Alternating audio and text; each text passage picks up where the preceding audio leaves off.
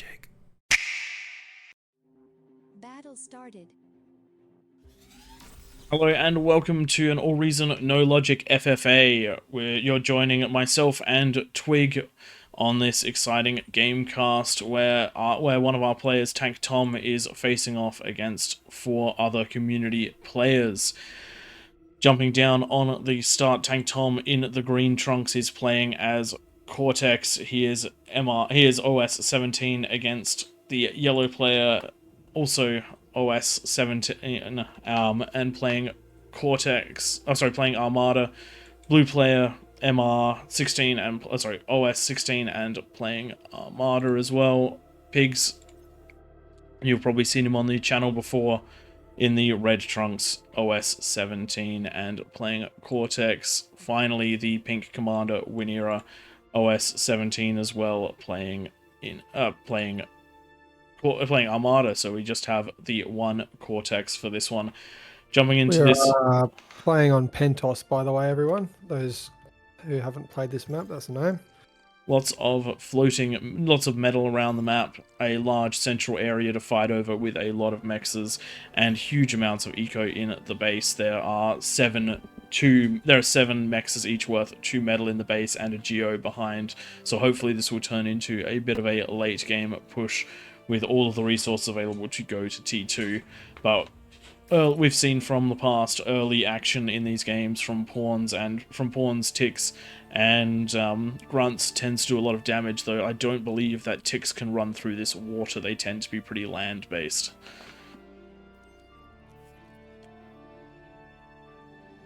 Having a quick look down at Tank Tom, he is jumping in with a Grave Robber, trying to get that early energy lead.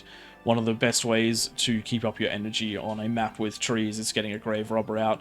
With that 200 build power, they really do bring in a lot of energy at once. A Rover coming across the map, going to scout on Tank Tom, but there is an LLT which will scare it off, doesn't destroy it, so he is free to head on to the next base. And Blue sending out a couple of units to the different spots, trying to cover his entrances, get some early warning. Would like to see some radars on the high cliffs. They should make for great early visibility. Pigs going for air, which is quite a different play from him. We've seen bots from him out of just about every other game, but this one should let him get a lot of these ocean mechs, so this should potentially give him a metal advantage. It brings the start up from 7 mexes per island to 9 mexes per island, and that's actually a pretty big change as long as he can hold the front. Radar up the front, great idea, gives him early warning if anyone is coming his way. We'll see if the back doors for these maps account to anything. Rover sneaking on through, manages to dodge all of Blue's pawns. What a great little move. Is going to manage to hopefully get some scouting information on Pigs, but will likely fall to those LLTs. Big LLT play coming out of Pigs. He's planning to just defend his area, and that is it.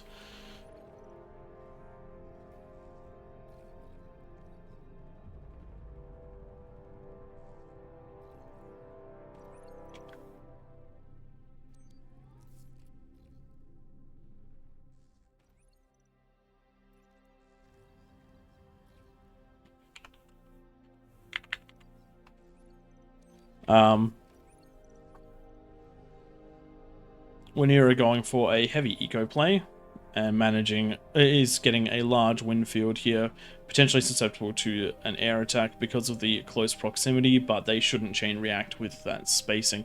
All players playing moderately defensively, acknowledging the huge amount of eco. Tank Tom looking at the middle and seeing nobody else around, trying to get a scout off on the top side.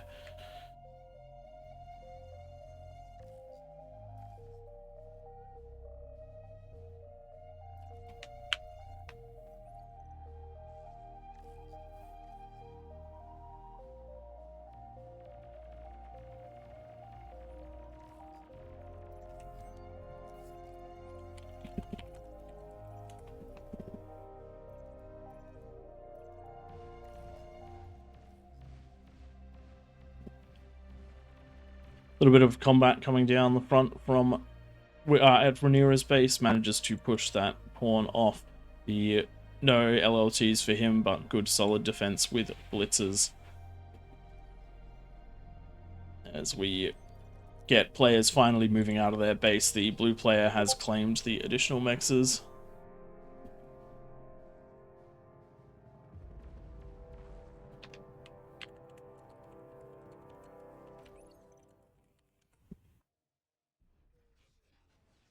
And we've got an underwater amphibious construction vehicle going around and taking those mexes. So some of these players getting right on out there, pigs. Getting right on out there and getting...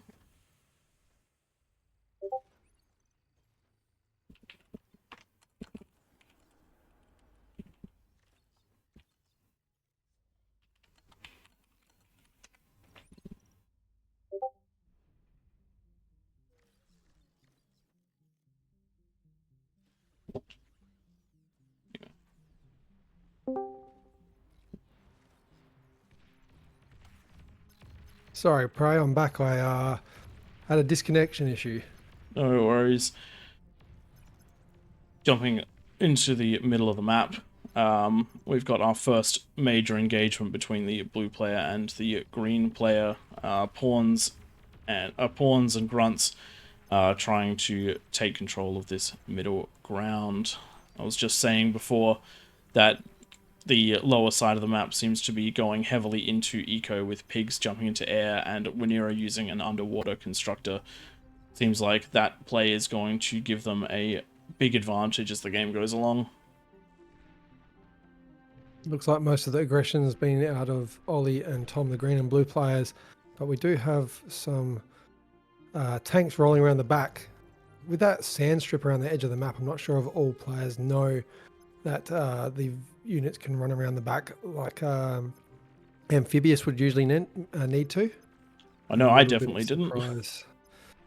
I've somehow I have not played this map before. I'm curious how long it's been around for. All of Tank Tom's conversion being taken out, as well as his rear mexes, and because of those slow thugs, these units might be able to swing on through and get more damage, but they plow into the army and don't manage to get more eco. But that is Tank Tom taking a big setback. Thankfully, he does have that geo up, which means that the energy recovery will hopefully be not too far in coming. Pigs with the air choice looks like it might have slowly paid itself off with all the mexes he's been able to get underwater. Yeah. Those vehicles not able to build those mexes unless you get something like the muskrat or the armada equivalent for the underwater vehicle.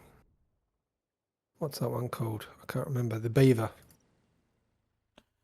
No, getting that extra... He hasn't actually gone for his own geo, but is getting the island in between himself and the pink player's geo. That should be a big boon, though. I'm not sure what happened to the... Rhaenyra has built a Nestle out in the ocean and managed to shoot down the builder, so that is not going to be a completed geothermal. So that is a lot of resources down for nothing, which is unfortunate. Does the decay in this instance go back to pigs? I don't believe it does. I'm pretty sure it's just lost metal. Yeah, interesting, because I've heard debates about that. If anyone knows the fact of it, feel free to leave a comment down below. We might need to make a video on that. Not a bad idea, but then we got to figure it out. A little bit of science is easy enough to do. Pigs without that geo up, those LLTs, those 13 LLTs that pigs have, has 1,105 metal that could have probably gone into something else. I mean, he is playing very defensively. And he's now out in the middle with those banshees. So the defensive play may actually be working out for him, because he's got that air dominance now, and the other players have to react. You think maybe it was a little bit too early to show your cards? Oh, definitely. It was definitely too early to show that. 4 banshees. Yellow would know for sure that he's got air up. Those 4 banshees, all they managed to do was take a couple of units in the center of the map. Those definitely should have been used for eco damage, not taking a couple of thugs. But a T2 transition coming out of pigs. This is not the not actually that bad of a choice because he's full on metal at the moment. And if he consumes the aircraft lab, he should actually have essentially enough to do the entire thing at once. But he does not have the energy because he was unable to get his geothermal down. He is massively energy stalled and having to invest in advanced solars, very little wind, and he could actually be eating these trees if he wanted them. Sending those banshees out to the blue player who should have heard the air alert, but has not reacted, so Pigs should be able to get some decent damage in. Unfortunately, targeting an LLT is not going to be the damage he wants. The one thistle in the background going to be enough to deflect this and get a second one up, so not much damage done with the air over there. Having a quick look at the yellow player, that is a T2 lab that has just been completed, which means that we're going to start seeing some T2 on the front line. Blue with T2 and Tank Tom in green getting his as well. Winera already in pink already getting theirs too. So this has turned into quite a light play for the start of the game, by getting quite a lot heavier with this T2 rolling around. We'll hopefully see a big conflict for that middle of the map. As soon as you get the free-for-alls of more than 3 or 4 players, it does kind of get to that phase. Like, you could go heavy into T1 and have like a nice strong assault, but the player that doesn't get attacked by that T1 assault has got that extra time to get T2, and they're probably going to be the person that ends up getting the win. Like in this case, when you're not putting any units apart from the ones that went into Tom's base, only 5 blitz, or whatever it was, and the rest of the medals just all gone to getting him to T2 before anyone else. And looking at Tom's base, that's put him on such the defensive. He's got most of his thugs in the back, 2 LLTs, a jellyfish, same on the other side, so he's really turtling up inside that. That being said, he also controls the middle of the map, so the most defensive and offensive player all in one. Does he have an army anywhere? He's got a few thugs. Got a few thugs. That's 15 of them. About it. But yes, very defensive, and the good thing and the bad thing about maps of this size and maps of this eco, they do allow for those T2 games, but they also tend to not be as hectic in the starting few minutes. How do you think this one's going to end? I think that we're going to end up seeing a big push into Pigs, whether he's ready for it or not, because as the air player, he's a reasonably large global threat, but he also doesn't have much in the way of defenses. And then once the air threat is gone, it's going to turn into a bit of a free-for-all for the middle, and whoever manages to control the middle and destroy a player on either side of them and gain their eco is going to be in a very dominant position for the rest of the game. And with that T2 up, it allows for huge eco booms when you're getting when you do end up taking the additional metal out of it. Winera in the pink with all of that additional metal is actually getting a C lab, so if we see a epoch out of him, that would be a very, very nice way to tank all of these bases. Going around the outside will be devastating for all players. I wouldn't even mind just seeing an AA ship with a radar ship and the missile ship. The missile ship can just go around to each base, and I think it would be able to reach just about all of the mexes apart from maybe the front 2, and certainly all of the geos. Definitely, and I think taking out the geos is going to be a big part of this game, because a lot of the players are relying on the geos more than any sort of normal energy generation, so it's not so spaced out, and you know exactly where they're going to be because they're the same in every base location. So if Winera can use these ships to get around and take out a couple of the geos, he'll be in a power dominant position, and in a metal heavy map, the power is going to be quite important. Looking down at Pigs, he's getting his T2 mexes up, and it looks like he's gone for was the energy. I think he's just got over the 600 mark until he got those few advanced solars up. He was only floating around the 400 mark, which is a bit low to go T2. You really want to get above 600. Crazy thing is, even higher. he has 2 air builders, and he had his comm not doing a lot because he was energy starved. He could have been using those to build the geo that's right in the back of his base. Speaking of the back of his base, there is a series of blue pawns that are right there. It looks like they're going to try and go for the non-existent Geo.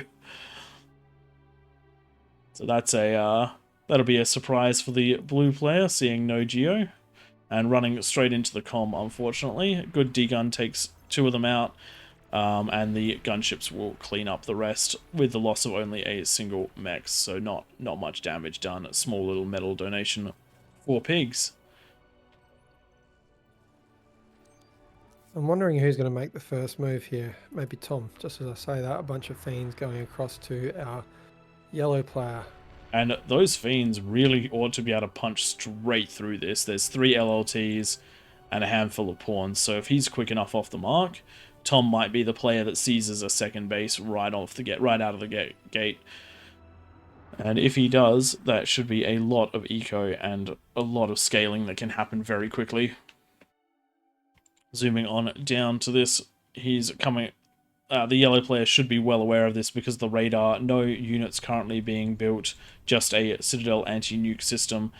A Pulsar is coming up, but unfortunately it is being constructed just out of range of those construction turrets, so it's not going to come up in time. But Tank Tom bypassing the yellow player and trying to get damage in on the blue should be a reasonably... He's going for that area dominance and just taking out all the extended metal points in the middle. There's a lot of metal in the middle. There's 2 on 4 of the islands and 1 on the other 4 islands. That's and a snipe by Pigs. I did not see that coming. Did not see that coming at all.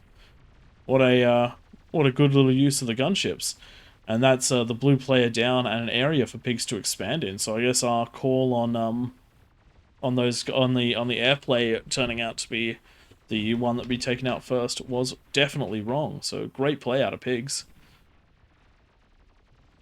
And with that explosion and all those towers going down, all the fiends going down afterwards to those to those aircraft. So Tom, unfortunately, unable to get the damage done. He's sitting some Sheldons in, but with no vision. They're about to be in range of a Pulsar. Yeah, the yellow player and just getting that up in time, just as the just as they move the 1 foot needed to deal with it.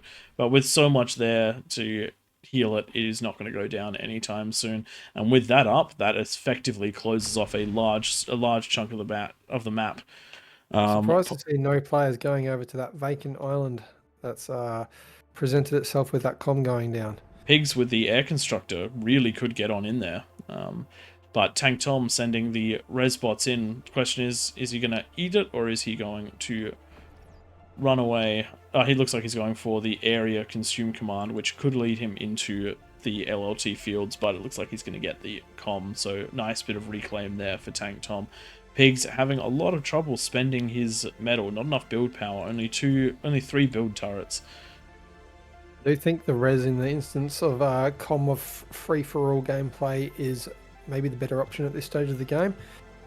You're at the stage where comm's not going to be needed so much for build power, but it's there for that safety. If you do lose a comm from, say, a gunship snipe like we just saw, having a backup there is a nice little comm in the bank. Tank Tom trying to sneak some fiends into Pigs' base. Couple of those LLTs managing to take one of them down, but that is it. And there are there's actually no defenses for Pigs. He's about to get a gunship up, but in the time it takes him to get a gunship, he's going to lose some of that build power, lose some of those mechs. Oh, the gunships are up, they just weren't in the base. But that is actually a decent amount of damage that Tank Tom has put on down. One of the build turrets, one of the T2 mexes, and several of the T1 solars. So one thing you can do there with your fiends as they're about to die is hit Control D. I think it's a 1 or 2 second delay, and the explosion from those does a lot of damage.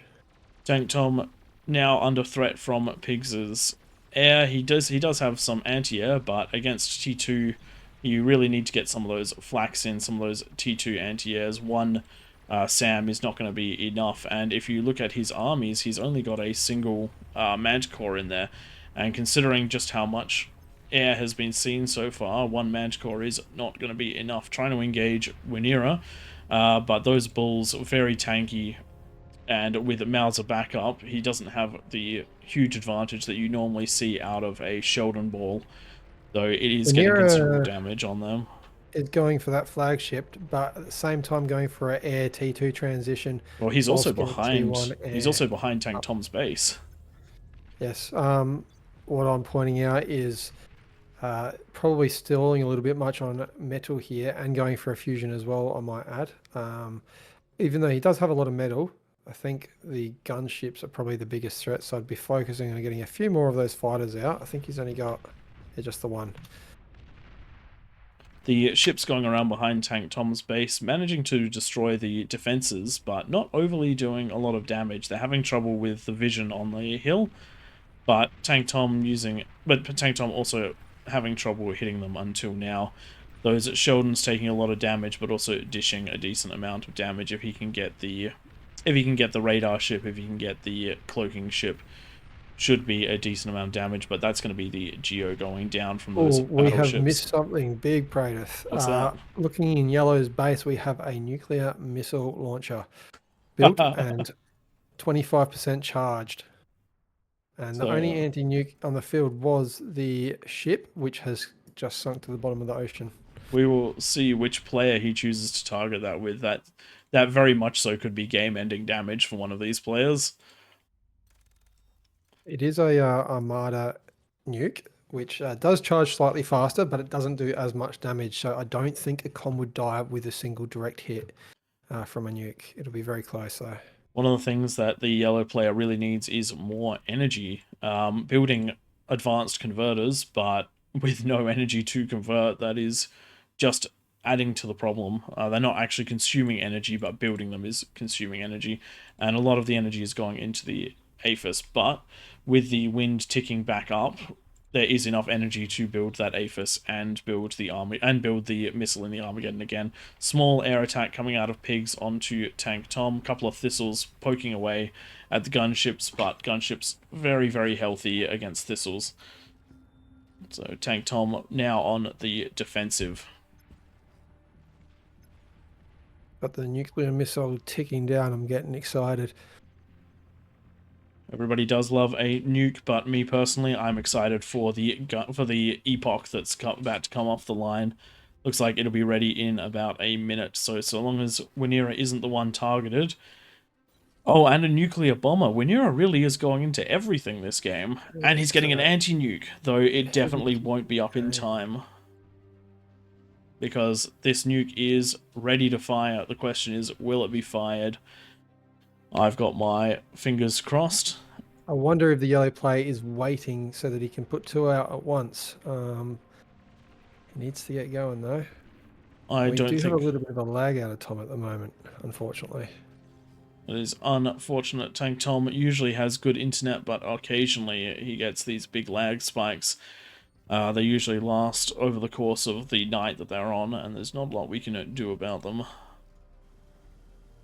Hitting an when you're getting an air screen up, try and help defend against those gunships.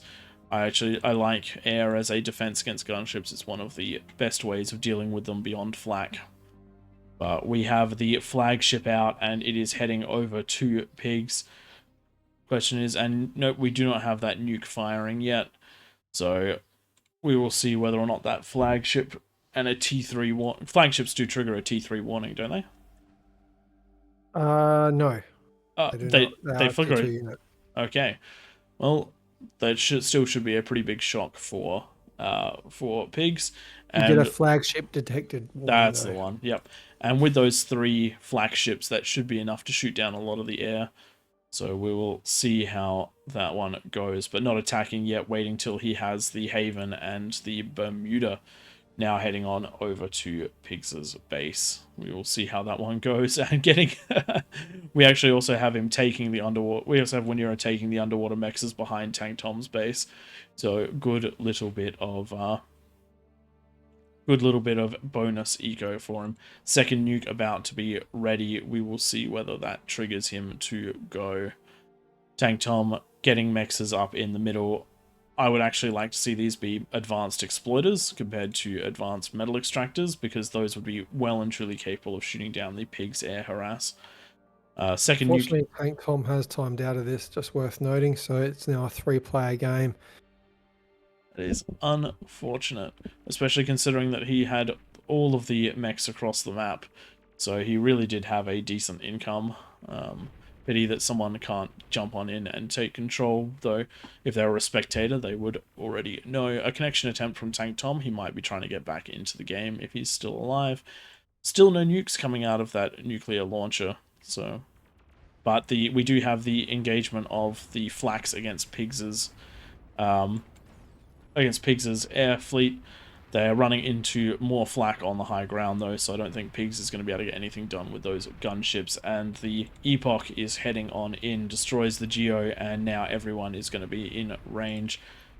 Still nothing coming out of the nuke launcher, so no damage coming on there. But with Winera getting an anti-nuke up, that is... He actually has the anti-nuke up, so that is Winera safe from anti-nuke. So the nukes have his second up as well, so even if he fires 2 in a row, unfortunately, not Yellow's going to Yellow's not going to get through. Not going to be enough, and nuclear bombers coming down on Pigs as well. That is quite Takes 3 nuke bomber hits to take out a commander as well. So all he needs to do, sorry, 2. Just 2. And it looks like that is Pigs down from those nuclear bombers. Unfortunately, Pigs was unable to use the air to his advantage and take this one with him. Launcher is away. And there we go, nuke coming on up, and it looks like it's heading to Tank Tom, which is unfortunate because he is unable to defend himself, and that's going to land right in the middle of his everything. Isn't Tank Tom eliminated, but it is Tank Tom close enough to eliminated. It is now turned into a 1v1 between Hyken and Winera. So we'll see how that one goes. The nuke has been pointed towards Winera's base, but we do know that that is going to fail. If he did launch that straight away, there would have been a chance. But anti-nuke popping over. Anti-nuke isn't popping open yet. Where is the second nuke going? Second nuke is heading over to Pigs' base. Course. It was on Winera's base, but that is what happens when you're not very aware. When a commander goes down, zoom out, check where it's gone down, and you can pretty much guess which base has fallen. And there is a third nuke available. The color of the commander does shine through its chest once it goes down as well. When you're coming around behind with his Epoch, there is not a lot of defenses at the back of the map, just a single pulsar and a couple of LLTs, so this could be a very, very devastating attack from Winera. And similarly, there is not much in the way of anti-air in the yellow base, just a chainsaw and a Mercury, or 2 chainsaws, 2 Mercuries, so the nuclear bombers theoretically can still get their payloads out if he has enough of them. But we have tanks rolling across the field, so it looks like the yellow player is about to get sandwiched between Navy and ground. And a second Epoch out for Winera, our pink player, heading towards Tank Tom's base, and it's definitely Winera's game to lose at this stage. Biggest eco, biggest army, and fully nuke covered. He does actually have some pretty glaring weaknesses in his base. The areas that he's exploited himself, which is the ramps at the back, as well as the front of his base, are not completely open, but there is not much there. So if you were able to sneak a decent enough force through any of those areas, you definitely would be able to punch on in. It's something to remember if you're playing in a game and you feel like the game is lost. Sometimes just going for an unusual attack vector can be the difference between a win or a loss, even if you are coming from behind. Probably the best thing that the yellow player could do right now would be build a couple ghosts out of that T2 lab and try and sneak them into Winera's base to disable that anti-nuke and then fire that nuke off. Still, I don't see getting away from an Epoch or 2. When you self-detonate one of those ghosts, they create an EMP. They send out an EMP, which is enough to take down an anti-nuke for long enough to sneak a nuke in yourself. But with the Epoch coming around, I do not see much in the way of a respite for the yellow player. Nuclear bombers also starting to make their way across, though they're just targeting the units in the center, which is a pawn and a hound. I So do feel sorry for this yellow player. Tom going for the yellow player, probably because he got nuked by him. It's a bit of a revenge. He probably, at this stage, would think, oh, Pink's got the naval dominance. I'm just going to get revenge at this stage of the game for that nuclear bomb right into my base. this really is a unfortunate spot. The pulsar getting damage onto those grouped up Sheldons, but with the advanced geo going down, that is the pulsar going down to hounds coming in to try and intercept, but that is a lot of Sheldons, and the hounds have to fight into a jammer field, which means that the Sheldons will get those shots off first and take a couple of them down. And while this is happening, the flagship is just hammering on in. If he can target those APHIS, he will cause quite the destruction, because those have been placed in the middle of the map. Unfortunately, cannot see them, so a scout would be the best bet here. And in fact, you could use those nuclear bombers as scouts. yes, very expensive scouts. DPS scouts. And they can also. There we go. That's a player taps out, and I a, believe we'll see the same out of Tank Tom very shortly. Yeah, those nuclear bombers coming in. Yep, and getting absolutely destroyed from behind by that extra flagship. So the early eco advantage that Winera took by getting all of those C-mexes definitely gave him the metal to go for such a diverse strategy. So good on Winera. Managed to keep himself safe by building minimal units and only reacting when necessary, and just taking the game by storm. Quick look at the statistics. We have actually have a quick look at the graphs, because it's a little bit better for metal produced. If you look at the early game, Winera really did take that from the start and push it all the way to the end with those early in-water mexes. Pigs tried to do the same thing with air, but unfortunately it didn't scale quite as hard because of that huge amount of energy stalling. If we look at the energy graphs, you can actually see every player exceeding pigs in energy up until the 16-minute mark. Yeah, so nice play by all players, and a bit of an unfortunate disconnection in there. Pigs with that air transition at the start, well, not transition, starting air, a little bit unconventional, but definitely played off up until to that point where the Navy came through, and Winera's tactic of playing quite defensively but economically paid off and got him the win. If you enjoyed that one, please leave us a like and subscribe. Jump on down into the comments if you've got any feedback. And if you want to play in any of our matches or submit any replays, jump in on our Discord, link in the description. We will catch you next time. Thanks for watching.